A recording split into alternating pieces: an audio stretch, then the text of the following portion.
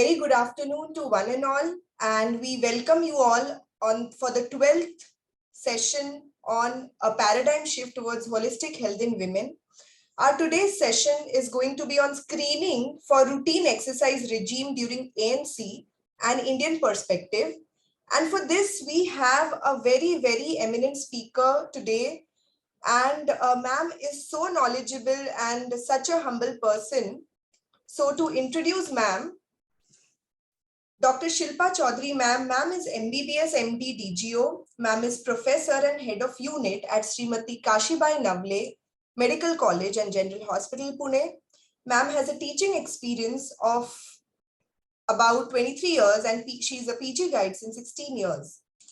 She has various publications in national and international journals, and she has contributed chapters in OBG books and has special interest in social obstetrics. So it is our proud privilege to have ma'am today as one of the speakers in our webinar series. We welcome you, ma'am, and now I hand over the stage to you. Please begin, ma'am. Thank you, Sureshi. Good afternoon to all. My topic is like screening in antenatal cases. So for exercise in antenatal period. So topic is given to me is a screening for routine exercise regime during antenatal care, Indian perspective. So basically for antenatal patient, it's age-holded thing that exercises has been advised in from our ancestors or our seniors like our sasuma, our mothers. They always tell do exercise. But now since 2002, as a COG has incorporated and it has become now evidence-based that how it is helping antenatal women for exercises during antenatal period and help for their pregnancy, for their fetuses or newborn babies, or their further life as a lifelong, it will be helping for that.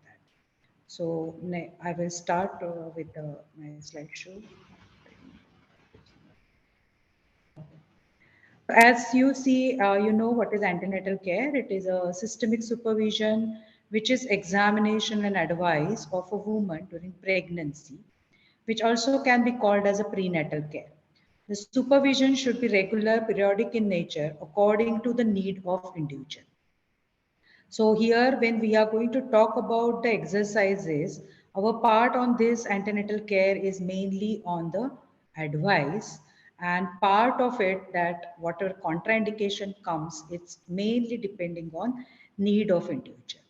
That's why we are going to discuss about the contraindications and some limitations what we have in a prescribing exercise to the lady. Actually, perinatal care is a continuum with the start before pregnancy, ends at delivery and postpartum period. As I say before pregnancy, because if the body mass index is low and high, it's definitely have problem for the getting pregnant, and if you get pregnant, further more problems will come as a pathological problems. Now, as we discuss again, this is history taking and examination is a part one of antenatal care, and advice given to the pregnant woman is second part. Always advice, I always tell my students also, advice to be given is, very easy job, but to emphasize or to work on that advice is very difficult. So as we want to make our antenatal or pregnant woman to go forward for the exercise, which is going to be advised during antenatal care, we are going to get many hurdles and questions from our patients. As you know, AIMS, it is a screening of high risk, prevent and detect complications in earliest, to ensure continued risk assessment and provide ongoing primary prevention healthcare. So again, little bit part can come with us as a primary prevention by the means of giving exercise. Then this is about what pregnancy, what is labor, what is pregnancy, so that things goes and give her psychological support. And here again discuss, motivate, place and person, that is not for the perspective of exercise. Or again the main chunk is a contraception. So basically with these all aims, we have the objective that we want normal pregnancy with normal delivery with healthy baby from the healthy mother. So how we are going to get normal pregnancy by the means of exercise? It's like something regarding the weight gain, something regarding the mother's physical problems, and delivery, the exercises which we are going to provide for at the time of labor, that will going to help us to make the mother not get exhausted and not have problem on the fetal well-being at the time of labor, which will give us the outcome of healthy baby and healthy mother. Again, here, this maternal physiology is compromise of all endocrine, cardiovascular, reproductive, renal, muscular, skeleton, and postural, neurological, and respiratory. Now, out of this, we have more perspective for because of endocrine, what changes occurs. According to that, we have to postulate the patient for the exercise. Another, mainly it is concern is a musculoskeleton and postural. These are the main problems which get patients because of the pregnancy and endocrinal changes which are going to occur. So they are in hand. And definitely cardiovascular changes which are going to occur in pregnancy, which is going to make mother to vulnerable for some type of hindrances at the time of giving her the exercises. So we have to think about the physiological changes also due to which are occurring due to the pregnancy. Here we have elaborated a little bit high in a more point that how FHS and LH is increasing, prolactin increasing, oxytocin increasing. Definitely, this causes the increase in edema and causes the more problem for the motility of gut, and those problems are going to occur. Thyroid is increased. GI, again, this causes the GI refluxes and all. So I don't think I will need to go forward in this. Little bit I will talk about the increase in plasma volume and decrease in platelet count. And here it is in cardiovascular, peripheral vasodilation, increase cardiac output. Respiratory, there will be increase in minute volume, and that's why increase in carbon dioxide blend off to facilitate oxygen carbon dioxide ratio to transfer to the fetus. So these changes are going to hinder. So as I prior told you, in January 2002, the American College of Obstetrician and Gynecology, that is ACOG, has published recommendation and guidelines for exercise during pregnancy and postpartum period. So regular exercise is promoted of its overall health benefit. Pregnancy is recognized as a unique time for behavior modification and is no longer considered as a only the condition for confinement. Like means it's not only considered about the safety of the mother, it is also the time where we are going to make a behavior modification. And in that behavior modification, definitely the diet part comes and the another part comes is exercise. So that we are going to do. As there are I will quote this line where first, that the for first time the recommendation suggested as possible role for exercise in the prevention and management of gestational diabetes. As you all are aware that the India is a capital for the diabetes mellitus. They say by 2030, India is going to be the leader one for the cases of diabetes mellitus. And now it has been proved that diabetes mellitus is also it is the mother who are having the baby and they are having gestational diabetes. So those are vulnerable to go forward around 40% to go forward for the lifelong diabetes, that is type 2 diabetes mellitus. And there is a chances of those mothers to have a fetus who is also vulnerable to go for a diabetes mellitus. And another chunk in our country, that is a intrauterine growth restriction. So those babies also are going to. So what exercises are going to do for the gestational diabetes mellitus is ultimately, even though we cannot prevent, we can prevent it by the pre-pregnancy BMI. But if we skip that, so here in the antenatal care, with the exercise, we can make little bit decrease in a weight gain and proper carbohydrate diet. We can make that next generation to go forward, not to get more exposed for the diabetes mellitus. So that is the importance of the exercise in the antenatal period. It is currently recognized that habits adapted during pregnancy could affect a woman's health in a rest of her life. So it is as long as ages we know that what at the time of delivery, if it is bearing down done before second stage of labor, or the patient has been not given the exercises for the uh, building up of the or getting strength of the pelvic floor muscles, so they are going to go forward for the prolapse and all those problems, stress urinary incontinence problems. So those problems are going to be considered or can be little bit, preventive part of can be taken care by the exercise given in a antenatal care. The recommendation also promotes exercise for sedentary women and those with the medical or obstetric complication. So it is not only the healthy or low risk women. So we consider as obstetrician the pregnant lady as a low risk patient or it is a high risk patient.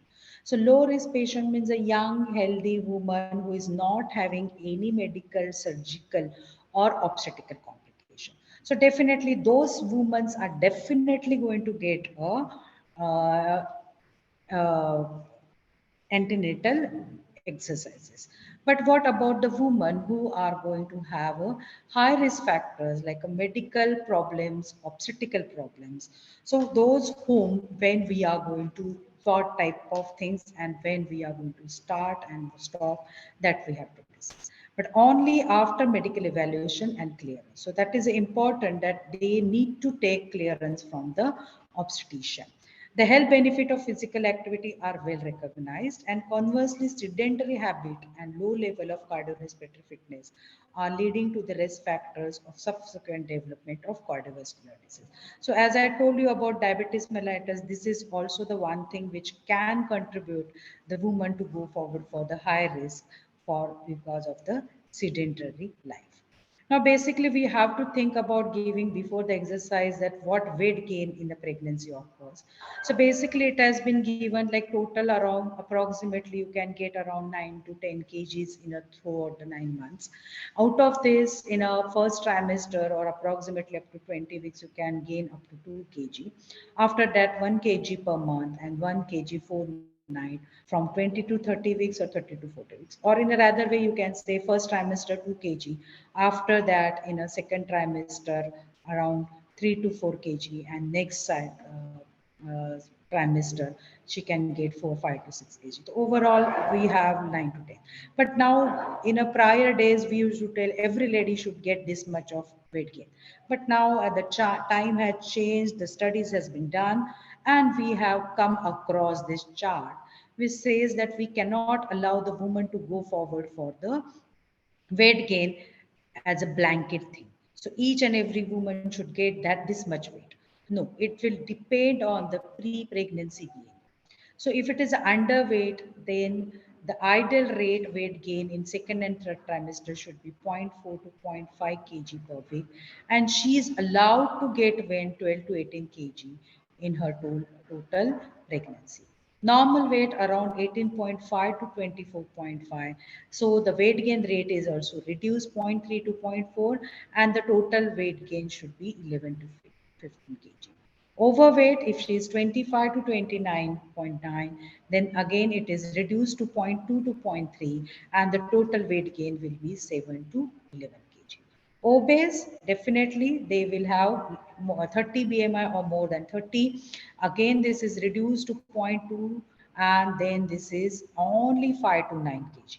Now, the problem is whenever we talk about the total weight gain in the mother, it is not only the weight gain which occurs of the mother body, it is consisted of the weight of the fetus, weight of the liquor which is around the fetus, and weight of the uterine organ. So that also has to be considered. And if you consider in this obese woman, approximately is when they are obese, their babies are also on the higher weight. And this, if you are going to allow her 5 and 6 kg, so at the near term, definitely approximately 5 kg will be contributed by the fetal side. So here it is like, she cannot get her weight gain her weight in any form of fat deposition on body. Only weight on gain in weight is by the terms of fetus. So it is very difficult part for the obese patients, and here you require to have a more check on going forward for the diet and exercise to provide her not to go forward for the higher weight gain. Because on a part of she is, because of weight, she is vulnerable to go forward for diabetes mellitus, pregnancy induced hypertension, then the big baby, then the problem at the time of labor. So those all problems are going to be there. And then these are the two extremes, underweight also and the obese also. So we have to more concentrated on this woman.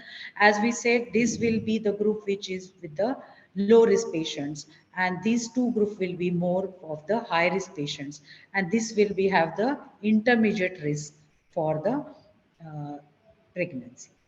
Now, age holded, we used to do exercises. So these are the things. So I will give you example of my own that as you know, we are medicos. I got married at the age of 26 and I had a PCOS. So I need to go with the treatment, and I was first time pregnant at the time of with the age of 29. On that also, I had been in a bed rest since the as my second trimester started. And same time my mother-in-law's best friend's daughter-in-law is pregnant, and she was a low risk woman.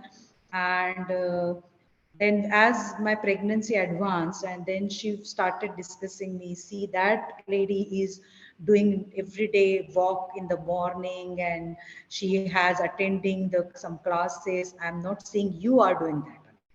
So our Indian ladies have that little bit in their mind that it is required in pregnancy.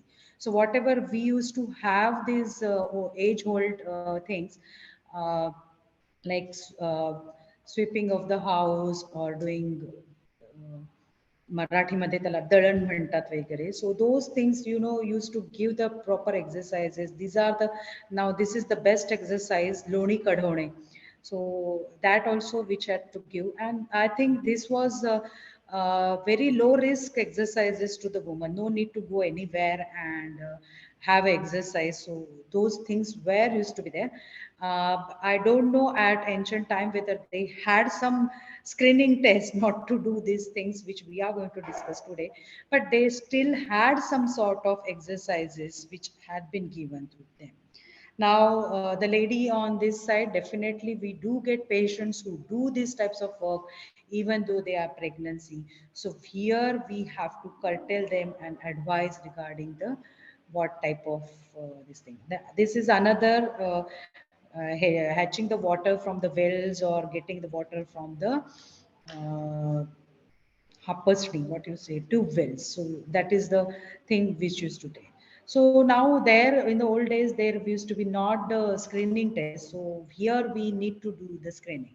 So till now we know that there is a need, there is a high low risk, there is a high risk, intermediate risk patients, and we are going to give the exercise. So here what screening before exercise, the overall health and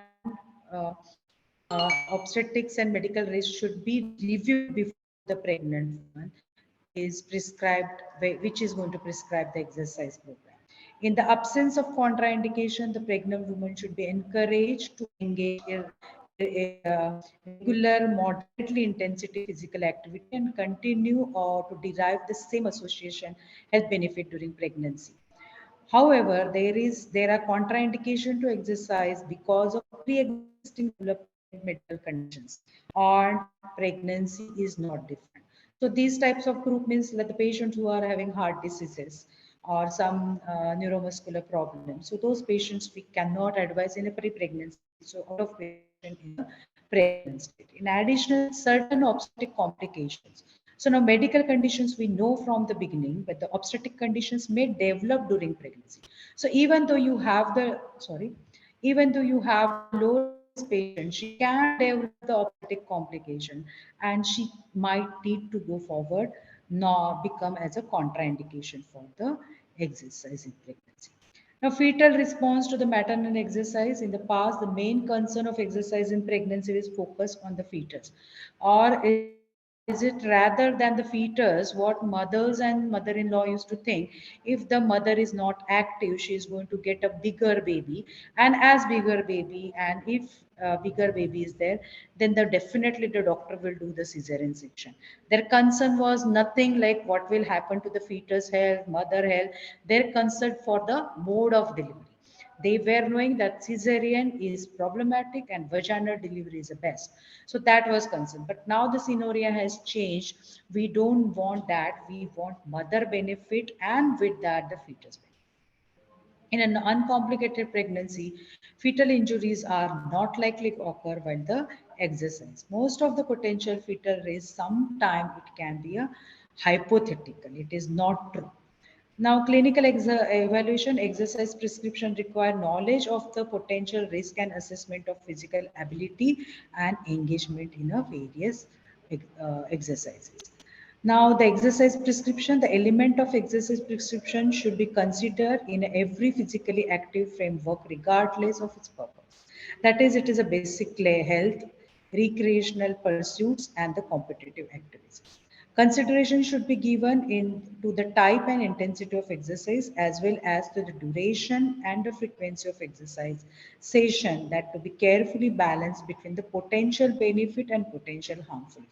So you have to curtail the exercise by its type, its intensity, how much duration you are going to give, and how much frequency, how frequently you are going to give. That should be postulated according to the benefit to the mother and the fetus. And to rule out, before doing that, you have to rule out that you are not going to do any harmfulness. Additional attention should be given to the progression in intensity over the time. So you cannot prescribe complete schedule at the one time. You have to see and watch the woman, and according to that you should move forward for the further this thing. Now these things, you people know more than or me as being an obstetrician, that the type of exercise, the most of the time it is aerobic exercise, which are given for the large group muscles of the muscles. And for example, it is such as walking, hiking, jogging, aerobic dancing. This reminds me that the dance sessions which are done for the pregnant woman, it is quite helpful for the patients. It causes the positiveness, cheering in the mother, and all these things. Swimming, cycling, rowing, cross country skipping, skating, these are little bit, I feel they are not that good for the antenatal, but you are the master to decide which type of aerobic exercise to be given. Because of control exercise intensity with rather than precise limit, it's often desirable at the beginning of exercise program. Most easily quantified activities such as walking or stationary walking are particular use. So it is, here we want that woman, she should get exercise, and along with no harm by making her to have some accidents while doing the exercise. So that should be avoided. But even though, as whatever I say, there is no data to support that the restriction of pregnant women for participating in these activities. So it is like, data, evidence based, it is not giving. And for definitely, for there is no Indian data which will give you at least some amount in foreign country data you can get this, but it is not proven that we should do restriction. But still, with the caution, we have to go forward for the exercise type which is given. Now, activity that increase the risk of falls, such as skiing or whatever I told you, while doing also jogging or whatever, these things that should be avoided. You should not give excessive joint strain, such as jogging and tennis, should include cautionary methods. Certainly, the risk of related injuries is difficult to predict, but in addition to aerobic activities that promote musculoskeletal fitness are the part of overall exercise prescription. Typically, this includes both resistance training, weightlifting, and flexibility exercise. Now, intensity is the most difficult component because how much should be given, it should be considered on the mother. So to derive health benefit, non-pregnant women are advised to participate in least moderate intensity exercise. There is no reason to alter this recommendation for pregnant women with no medical obstacle. So low risk, you can go forward for the intensity increasing, but then high risk, there is a difficulty. Now, duration, the two concerns should be addressed. So, that is thermoregulation and energy balance, which should be given prolonged before giving prescribing prolonged exercise. So, it should not be more than the 45 minutes. And thermoregulation exercise preferably should be performed in a thermoregulated environment, especially they says that it is air conditioner. Or energy cost for the fitness exercise should be estimated and balanced by appropriate energy intake. So here it comes the emphasization of the diet and setting of limit to exercise during not possible because of the reciprocal relation between the exercise intensity and duration.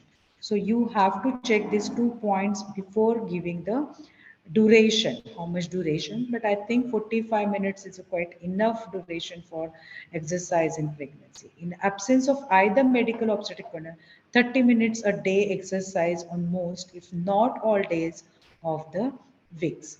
Pregnant women who have been sedentary lifestyle before pregnancy should follow gradual progress up to 30 minutes a day. This recommendation is not different for the non-pregnant sedentary women who begin to exercise program in pregnancy. So 30 to 45 is a quite good amount of exercise which can be done by the patient. Now we know what is the changes, what is the importance of getting the exercise, and what is the type of exercise, what is the intensity, what is it should be the duration, and what should be its uh, frequency. So once you decided, along with this, another exercise is what you postulate is a behavior or the things which has to be done at the time of delivery by the means of relaxation, because at the time of they are getting contractions, so that relaxation, and at the time of second stage, at the time of delivery of fetus, that the patient how to push down and all, so those things also can be executed or explained to the woman at the time of exercises. So that part is there. So now we have to go for the main chunk of our lecture, that is the relative contraindications for aerobic exercises. So now here are the list which are giving, which here it is enumerated. There is a severe anemia. Now what is severe anemia? As we say in the pregnancy, there is a physiological anemia. So there is going to be a 1 to 1.5 decrease in hemoglobin level, gram percent. So when we say it is less than 11 gram percent, the person is going to be considered as an anemic. And when it is considered as a severe anemia, means her hemoglobin level is less than 7 gram percent. But as the Indian scenario, if you find, we get 80% women are always in the form of they are anemic, and out of that 80% you will get approximately 30% will be a severe anemia. So here as per SUG, we say that it is a severe anemic patients will be avoided to go forward for the anemia. Because in India, if we are going to talk about the India, the severe anemia, whatever anemia contribution is there, it is most of the time the major cause is iron deficiency anemia. So it is a nutritional part which is devoid for these patients, and that's why they go forward for anemia. So there we can consider, even though ACOG says they don't want to give exercise to the severe anemia, for me I will consider for the moderate anemia also, which are below 9 gram percent, we should uh, curtail or we should restrict the exercises, as our humans are iron deficiency anemia we require, because otherwise what will happen, as the component we have checked as a energy, and that will get misbalanced over here, and that will cause the problem. So even though ACOG says severe anemia, I will like to emphasize, try not to give exercises to the moderate anemic patients also. Unevaluated maternal cardiac arrhythmias. So definitely the person who is having some cardiac problems. So mostly commonly cardiac problem which we get in a pregnancy is a most common is a mitral stenosis. And next to it now in our country, we are getting the other problems as we are going forward for the advancement, advanced age and all, we might get some patients with the ischemic heart diseases, because we do get all extremities of the patients. So there we are, as we say about the unnutritional, underweight patients or nutrition deprived patients and the obese patient. So in our practice, we get both type of patient. And being a professor in a medical college, we do get this both types of patients. It's like prior we used to think we will get only underweight, but now we are having the problem with the obese patients also. And like that in a cardiac, mitral stenosis is there, so extreme goes it with the ischemic heart disease patients we get. And there can be some viral infections of the cardiac problems, those patients also there. So there definitely we have to curtail about the exercise. So now another is a respiratory problem, that is a chronic bronchitis. So definitely here there will be a problem for respiration. And as the respiration here, cardiac and respiratory, if both are having the problem, these both things will curtail for the oxygenation of the blood of the mother. And due to exercise there can be decrease, and if it is gone very low for the at the time of exercise, it will have an effect on the fetus. And we know mother, definitely mother general condition will be hampered, and along with that it will cause problem for the baby also.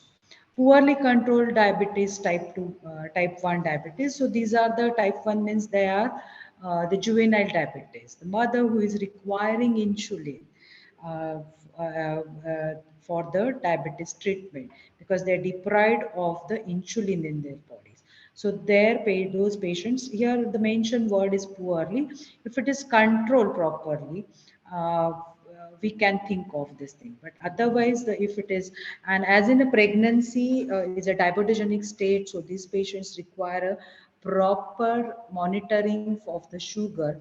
And if it is not properly monitored, and if it is anabolic effect causes some stress effect on the body, causes sugar to go forward for high level, then that can hamper the mother condition and the fetal condition. Because hyperglycemia for the fetus, it has a number of problems. And definitely in a early pregnancy we feel that this will problem will occur, but in a late pregnancy, that in terms of gestational diabetes, because that starts around 24 weeks. But if the mother is diabetic prior and in the first trimester only, there will be, if the hyper sugar level are there, so those patients can go forward for the congenital heart formation. So it is in a two way. It can, exercise can be helpful also if we maintain the sugars, and that can help for those mothers. But if it is poorly controlled, then there can be having the problem for the sugar levels, and that can cause the problem for the metabolic problem to the mother. Extreme morbid obesity, extreme underweight. So these two things are again considered as a contraindication for the aerobic exercise. History of extremely sedentary lifestyle. So like the patients are not like extremely sedentary means no walking, nothing like that patients. So we have to think about this patient as a contraindication. This is the major chunk. This is the obstetric complication, which is there, intrauterine growth restriction. So, to know the cause of intrauterine growth restriction, most of the time, this is this anemia and cardiac diseases and underweight.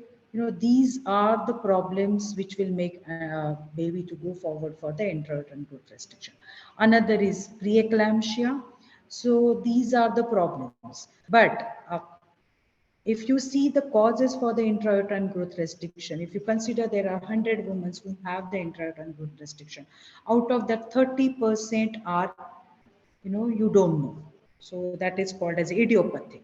So there we have to, we don't know the cause, so we don't have any correction. And the treatment for the patient who are idiopathic, here we give the bed rest. So we try to give a rest to the woman, and the motive of that to pull off whatever nutrition is there through the placenta to the fetus. So that's why the exercise is definitely contraindicated in these patients. Poorly controlled hypertension or preeclampsia. What is preeclampsia? It is a pregnancy induced hypertension, or the patients who are chronically hypertension. Orthopedic restrictions or limitations. So those patients definitely they cannot go forward for the aerobic exercises because of limitation of their orthopedic problems. Poorly controlled seizure disorders, if it is not controlled, any stimuli can make them to go forward for the epilepsy, and that can cause the problem for the patient as safety also, and can cause the separation of placenta if she goes for seizure and all these things, and that can cause the patient problem. Now, absolute contraindication for aerobic exercises during pregnancy, which are the hemodynamically significant heart diseases, which I discussed to you as a mitral stenosis, those or aortic stenosis. These are the patients where you cannot do the exercises at all. Restrictive lung diseases, then incompetent cervical os or cerclage, or here I will emphasize more on the patients who are going for the bad obstetric history, or there is another terminology which we use indicates like recurrent pregnancy loss. So where the pregnancy becomes very, precious, or in a olden terms we used to call it as a precious pregnancy. So where the person has abortions and she doesn't have the life issues in her hand, and it is more than three abortions or three preterm labors, or even though consecutive three death, it can occur at the near term, at the time of delivery, or at the as an NICU babies and all, and she becomes very precious pregnancy, and it becomes very bad obstetric patient, and there we are not going to do. In that, definitely incompetent cervical cervix is there, where they usually they go forward for the recurrent pregnancy loss in a second trimester. So those patients we are not going to do the push the exercise. Multiple gestation, like commonly seen is a multiple gestation is twin pregnancy. Next to it, it can be seen as a triplet pregnancy in a patients who are going forward for the IVF conception. So as long as because of IVF it becomes a high risk, out of that if it goes for multiple gestation which has the risk of premature labor. So multiple gestation patients have a high risk to go for premature labor. So here you are going to curtail the exercise. So benefit of exercise might be given to them because these patients are more again going to go forward for anemia. They are going to go forward for gestational hypertension. They can go forward for gestational diabetes mellitus. But as they have the premature labor, we cannot give them chances to premature labor. We cannot give them the benefit of going forward for the exercises. persistent second and third trimester bleeding. So mostly this is the commonest cause is the placenta which is low lying. And there are many other causes, but the commonest is a placenta is low lying, and it is life threatening for the mother and the fetus. So definitely we cannot give the thing which can execute to go forward for the bleeding, and that's why it is stopped. Again, this is the placenta previa, which is you are written 26 weeks as the low line, before 26 28 weeks we call it as a low line placenta. As it goes after 28 weeks, even on the sonographic examination you find the placenta is in a lower segment, then it is called as a placenta previa. Again, this is extremely high risk for the mother and the fetus. Premature labor during the current pregnancy, if the patient is low risk and by the bad luck she goes forward for the preterm labor episode once, means she has gone in a labor at the 30 32 weeks, she was doing prior exercise and she goes for the premature labor, and by god grace it is controlled, then you have to stop. And if she comes with the history that she had an admission and she comes to you for the exercise protocol, so it is contraindicated. Rupture membranes, definitely it is definitely contraindicated, more rather it is contraindicated for continuation of pregnancy. But in some cases, if the rupture of membrane is high rupture, low leak and leakage stop, then those patients we can continue pregnancy, but then it is contraindicated for the exercise. Then pregnancy induced hypertension, it is the most dangerous condition in the pregnancy, where we do not want exercise at all, because this is very much problematic for the mother and the fetus, and it is can lead for high complications which can have a problem for the mother's life. They can become a life threatening. So definitely here we don't want to go forward for the further exercises. Now, these are the patients which we are not going to give the exercises. Now, another set of patients we are with the warning signs, terminate exercise while pregnant. So you are giving the patients with the low risk patients, you are started giving exercise and they come up with some warning signs which will alarm you and ask you not to give the exercise continuation. So the one and all most is she start vaginal bleeding. So you have to stop the exercises. Dyspnea before exertion. So she is having dyspnea on her accustomed work. Like if you know that is NYHA classification for dyspnea, where grade 1, 2, 3, 4. So here if they go from grade 1 to 2, then definitely you are, the grade 1 is that you are going to have the dyspnea. Suppose I'm not acquainted to climb up 4-story building by the staircase, and if I climb, then I get exercise. That will be a grade 1. But if I'm climbing it every day, and suddenly one day I get dyspnea, so that is on my accustomed work. So that will be grade 2. So you have a shift of this dyspnea, then it is going to be considered a warning sign, and you have to terminate exercise. Dizziness.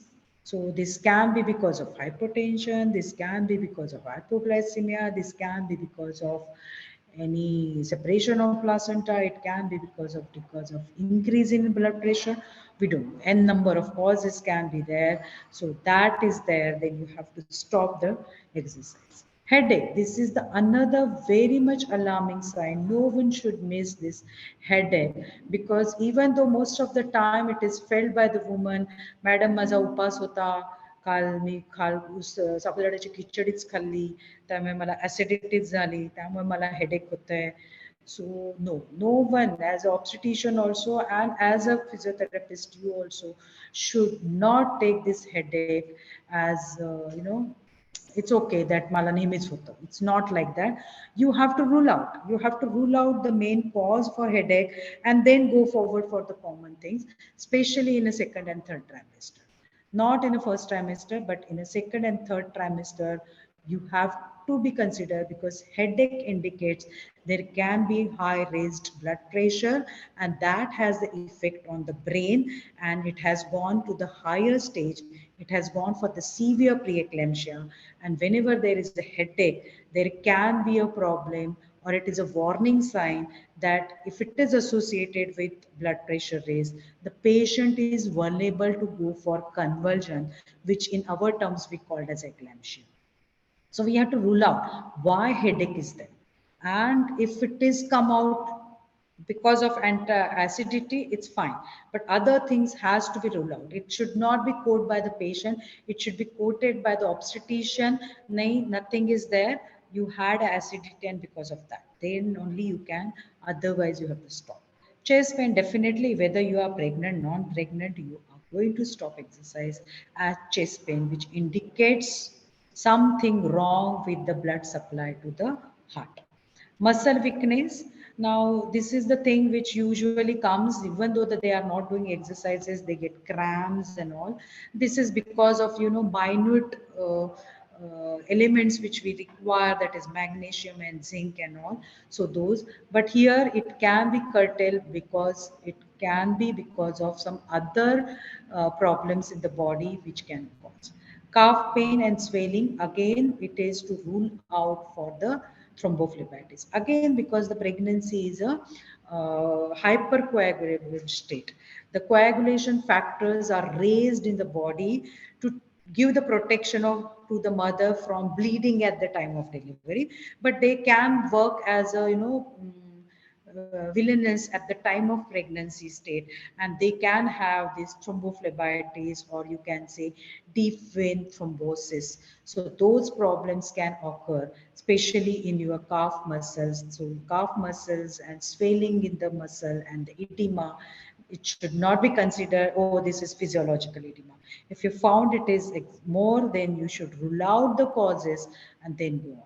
And as we discussed prior preterm labor, definitely it is an indication not to continue the exercises. Decrease fetal movement. Definitely it is a thing which tells you that something is wrong going with the baby. Decrease, because the fetus is the first person to tell himself that I am not well. And the mother is the first person to detect that.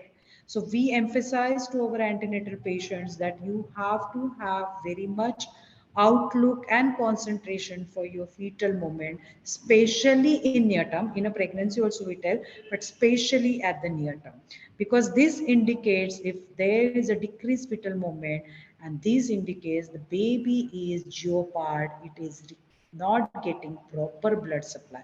So even though whatever test we have to rule out that, that if you are aware that we do the Doppler studies of the fetus, where we check out that the baby is getting proper blood supply or not, by the means of doing Doppler, color Doppler studies and finding its PI, RI, and according to that, if it is normal limit or not. Still, if the person mother is persistently saying decreased fetal movement, it has been considered as a problem to the baby. So exercise is definitely out of question for these patients, because that can be dangerous.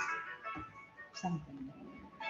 Then amniotic fluid leakage, that is a leaking per vagina. So as we discussed prior that there is a leaking per vagina, and we are definitely there. Those patients we not go for continuation. So it is definitely out of question for the further exercise to be continued. So these are the things in the low risk patients which are there, and you find these warning signs, and you are going to stop the patient's exercises and ask her to see her obstetrician, rule out the things, and take the in a writing from your obstetrician whether she can go forward for the exercises or should be stop the exercise. So in summary, nutshell, pregnancy should not be a state of confinement. It's not only keep her safe, but pregnant women with uncomplicated pregnancy should be encouraged to continue and engage in physical activities. Recreational and competitive athletes with the uncomplicated pregnancies may remain active during pregnancy and modify their usual exercise routine as indicated in this review. All active pregnant women should be examined periodically to assess the effect of their exercise program on developing fetus so that adjustment can be made by the necessary. Women with medical and obstetric complications should be carefully evaluated sorry, before recommending on physical activity during the pregnancy. Despite the fact that the pregnancy is associated with profound anatomical and physiological changes, exercise has minimal risk and confirmed benefit for the most of the women. So the counseling should be done from our side as obstetrician.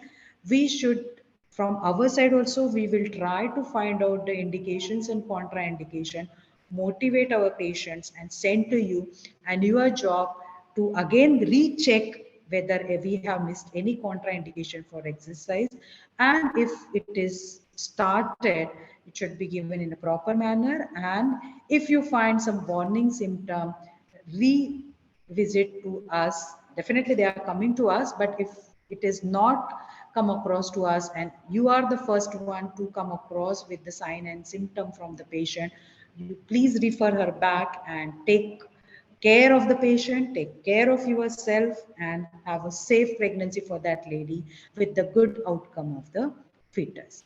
So, thank you, and I'd like to end my lecture. So, ma'am, with this, we will end this such an informative session. And, ma'am, thank you so much for your valuable time. I hope I have enlightened something and Definitely. imbibed something on our idea, August audience, I can say. Yes. So thank you very much to make me a part of your webinar series.